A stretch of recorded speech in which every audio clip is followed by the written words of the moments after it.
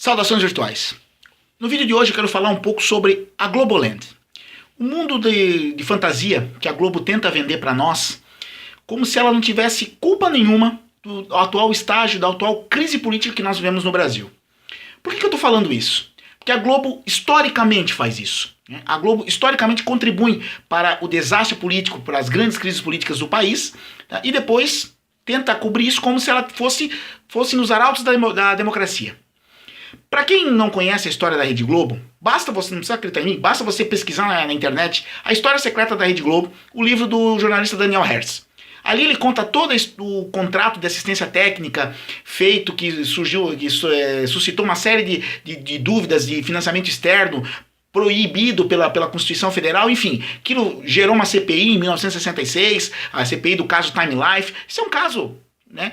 Todo mundo conhece do meio acadêmico. Se você tiver interesse, só você pesquisar, você vai ver que a Rede Globo já nasce de maneira muito estranha, tá? Muito equivocada, para não dizer outra coisa.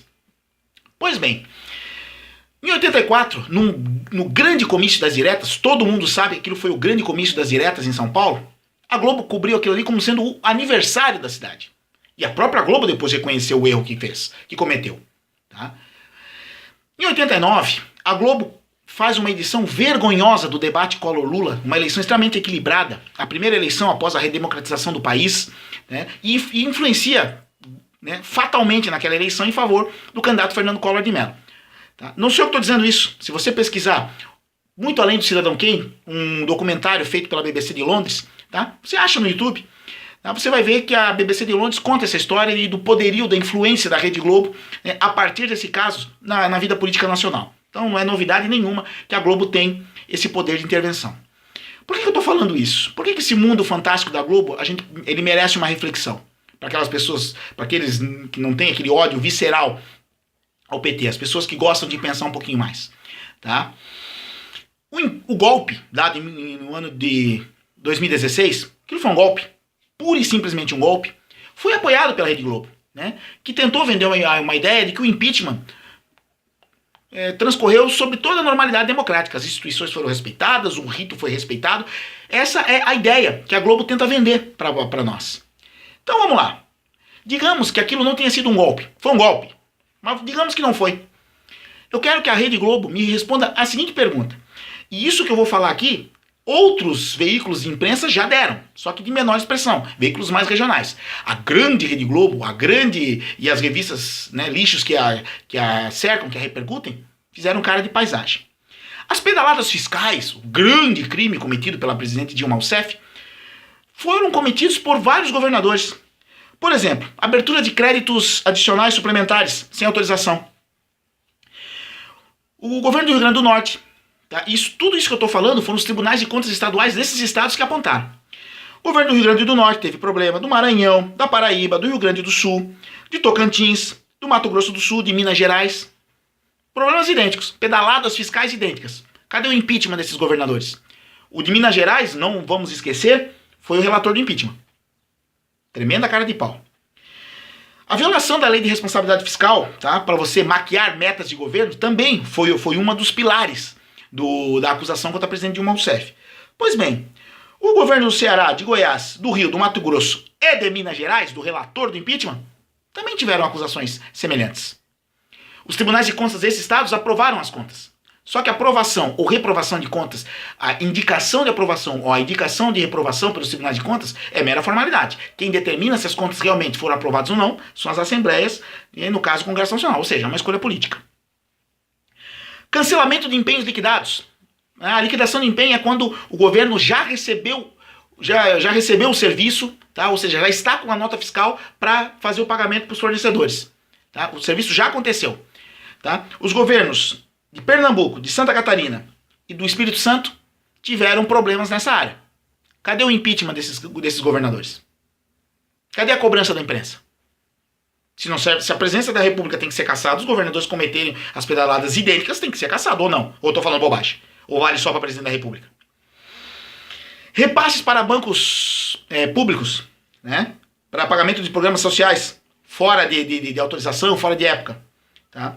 Alguns foram para bancos privados, mas a lógica é a mesma. Os governos de São Paulo e do Distrito Federal cometeram esse mesmo erro. E daí? Cadê a indignação? Você já está achando pouco? Então vamos lá. Essa, para você, defensor do impeachment, essa eu quero que você me responda. Tá? A presidente Dilma Rousseff assinou 6 decretos. Né? Toda a confusão do impeachment, ela se baseia em 6 decretos. Suplementação, enfim, isso que eu já expliquei. Num valor total de 2,5 bilhões. 6 decretos. Ela foi sucedida pelo vice-presidente, Michel Temer, que assinou 7 decretos idênticos, no valor de 10 bi. Você, que não sei por que razão acredita na Globo e acha que o impeachment tá certo, o impeachment seguiu os ritos, né? Não foi golpe. Explica pra mim o que o Temer tá no poder. Não vou nem falar os outros governadores, pra não fazer você passar vergonha, né? Que você não vai conseguir explicar porque não tem explicação. Explica pra mim o vice-presidente da República, que assinou um decreto a mais que a presidente, num valor maior. Por que ele ainda está na presidência da República? Sendo que o pedido de impeachment dele já foi pedido. E está barrado. Por que a Globo, na sua grande indignação, na sua grande luta pela democracia, pela ética, não fala nada do vice-presidente da República nesse quesito? Ele tem que ser caçado no dia seguinte por esse congresso bandido que nós temos. Ele não poderia assumir, assinou decretos, não são parecidos, decretos idênticos. Eu sempre falo que tem dois tipos de pessoas que apoiaram o golpe. O impeachment. Os mal informados e os sem caráter. A maioria é mal informada. Porque se baseia pela Globo. Assiste o William Bonner. Assiste a Fátima Bernardes. Assiste a Miriam Leitão. Os ícones do jornalismo da Globo. O William Bonner não tem uma grande reportagem feita. Me cita uma grande reportagem feita pelo William Bonner. Nenhuma. Tem um livro escrito sobre os bastidores do Jornal Nacional. Esse é o símbolo do jornalismo da Globo. A Miriam Leitão não vou nem falar, né? Uma mulher que fala de economia, que não foi capaz até hoje de fazer qualquer comentário sobre o capitalismo do século XXI de Thomas Piketty, a maior obra de economia desse século. Então, não merece nem ser citada. Não é nada, pra mim ela não é nada. O diretor de jornalismo da Globo é o Ali Camel, um cara que escreveu um livro chamado Não Somos Racistas.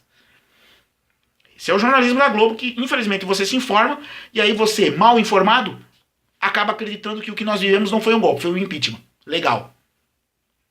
Infelizmente, você precisa acordar e ler um pouquinho mais. Para você que sabe de todos esses números e apoiou o impeachment, você é só um mau caráter. Só um golpista mau caráter. Só isso que você é. Simples assim.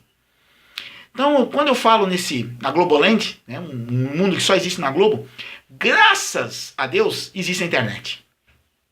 Para que a gente possa se informar, para que a gente possa buscar informações, formar opiniões mais fundamentadas e não ficar nesse mundo que só na Globo existe e que graças a Deus ele está ruindo. A Globo ela perde audiência dia a dia e eu acho que a próxima geração vai estar muito mais, não totalmente liberta, porque ela sempre vai existir um jornalixo, e a internet também está cheia de lixo, a Globo tem uma grande participação na internet também, ela vai continuar produzindo o lixo dela na internet.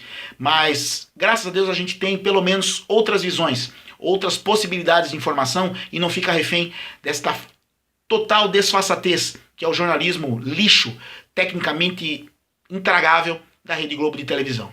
Então, eu só queria fazer esse desabafo, tá? E essa conscientização para que você melhore a sua fonte de informação.